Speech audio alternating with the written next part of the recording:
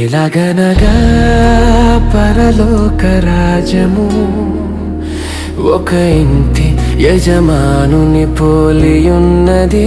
అతడు తన ద్రాక్ష తోటలోనికి వారిని పంపెను.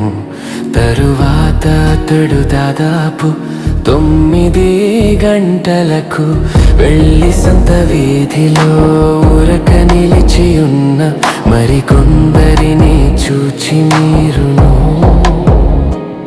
నా ద్రాక్ష తోటలోనికి వెళ్ళుడి, ఏమి న్యాయము అది మీకిత్తునని వారితో చెప్పగా వారును వెళ్ళిరి. మీరును నా ద్రాక్ష తోటలోనికి వెళ్ళుడి, ఏమి న్యాయము అది మీకిత్తునని వారితో చెప్పగా వారును వెళ్ళిరి. దాదాపు 12 గంటలకును 3 గంటలకును అతడు మరల వెళ్ళి అలాగే చేసెను. తిరిగి దాదాపు 5 గంటలకు వెళ్ళి మరికొందరు నిలిచి ఉండగా చూచి, ఇక్కడ దినమంతయు మీరెందుకు ఊరకనే నిలిచియున్నారని వారిని అడుగగా, వారు ఎవడును మమ్మును కూలికి పెట్టుకొనలేదనిరి. అందుకతడు, మీరును నా ద్రాక్ష తోటలోనికి వెళ్ళుడనెను. సాయంకాలమైనప్పుడు ఆ ద్రాక్ష తోట యజమానుడు తన గృహ నిర్వాహకుని చూచి పనివారిని పిలిచి, చివర వచ్చిన వారు మొదలుకొని మొదట వచ్చిన వారి వరకు వారికి కూలిమని చెప్పెను. దాదాపు 5 గంటలకు కూలికి కుదిరిన వారు వచ్చి ఒక్కొక్క గదినారము చొప్పున తీసుకొనిరి. మొదటి వారు వచ్చి తమకు ఎక్కువ దొరకుననుకొనిరి గాని వారికి ఒక్కొక్క దేనారము చొప్పుననే దొరకెను. వారది తీసుకొని చివర వచ్చిన వీరు 1 గంట మాత్రమే పని చేసినను పగలంతయు కష్టపడి ఎండ బాధ సహించిన మాతో వారిని సమానము చేసితివే అని ఆ ఇంటి యజమానుని మీద సణుగుకొనిరి. అందుకతు వారిలో ఒకని చూచి, స్నేహితుడా, నేను నీకు అన్యాయము చేయలేదే, నీవు నా యొద్ద 1 దేనారమునకు ఒడబడలేదా? నీ సొమ్ము నీవు తీసుకొని పొమ్ము, నీకిచ్చినట్టే కడపట వచ్చిన వీరికిచ్చుటకును నాకిష్టమైనది.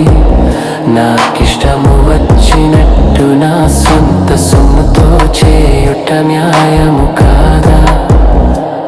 నేను మంచివాడనైనందున నీకు కడుపు మంటగా ఉన్నదా అని చెప్పెను. ఈ ప్రకారమే కడపటి ఊరు మొదటి వారగుదురు, మొదటి వారు కడపటి వారగుదురు.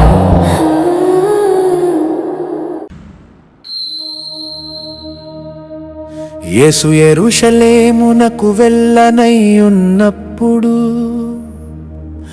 ఆయన 12 మంది శిష్యులను ఏకాంతముగా తీసుకొని పోయి మార్గమందు వారితో ఇట్లెనెను,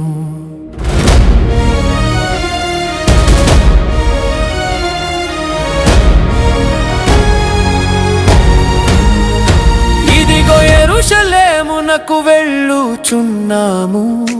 అక్కడ మనుష్య కుమారుడు ప్రధాన యాజకులకును శాస్త్రులకును అప్పగింపబడు. వారాయనకు మరణ శిక్ష విధించి ఆయనను అపహసించుటకును, కొరడాలతో కొట్టుటకును, సిలువవేయుటకును అన్యజనులకు ఆయనను అప్పగింతురు. 3వ దినమున ఆయన మరలేచును.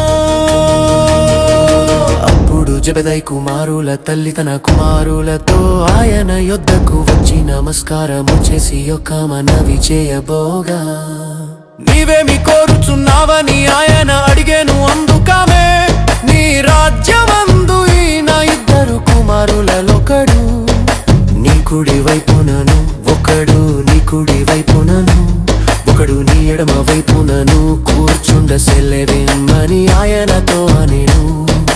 అందుకు యేసు మీరేమి అడుగుచున్నారో అది మీకు తెలియదు, నేను త్రాగబోవు గిన్నెలోనిది మీరు త్రాగగలరా అని అడుగగా వారు త్రాగగలమనిరి. ఆయన మీరు నా గిన్నెలోనిది త్రాగుదురు గాని నా కుడి వైపున నా ఎడమ వైపునను కూర్చుండనిచ్చుట నా వశమున లేదు. నా తండ్రి చేత ఎవరికి సిద్ధపరచబడెనో వారికే అది దొరకునని చెప్పెను. తక్కిన 10 మంది శిష్యులు ఈ మాట విని ఆ ఇద్దరు సహోదరుల మీద కోపపడిరి. కనుక యేసు తన యొద్దకు వారిని పిలిచి అన్యజనులలో అధికారులు వారి మీద ప్రభుత్వము చేయుదురనియు వారిలో గొప్పవారు వారి మీద అధికారము చేయుదురనియు మీకు తెలియును. మీలో అలాగుండకూడదు, మీలో ఎవడు గొప్పవాడై ఉండగోరునో వాడు మీ పరిచారకుడై ఉండవలెను. మీలో ఎవడు ముఖ్యుడై ఉండగోరునో వాడు మీ దాసుడై ఉండవలెను. అలాగే మనుష్య కుమారుడు పరిచారము చేయించుకొనుటకు రాలేదు గాని పరిచారము చేయుటకును అనేకులకు ప్రతిగా విమోచన క్రయధనమ ప్రాణము నిచ్చుటకునని చెప్పెను. వారు యెరికో నుండి వెళ్ళుచుండగా బహుజన సమూహము ఆయన వెంట వెళ్ళెను. ఇదిగో త్రోవ ప్రక్కను కూర్చున్న ఇద్దరు గ్రుడ్డివారు యేసు ఆ మార్గమున వెళ్ళుచున్నాడని విని, ప్రభువా దావీదు కుమారుడా మమ్ము కరుణింపు మని కేకలు వేసిరి. ఊరకుండుడని జనులు వారిని గద్దించి గాని వారు ప్రభువా దావీదు కుమారుడా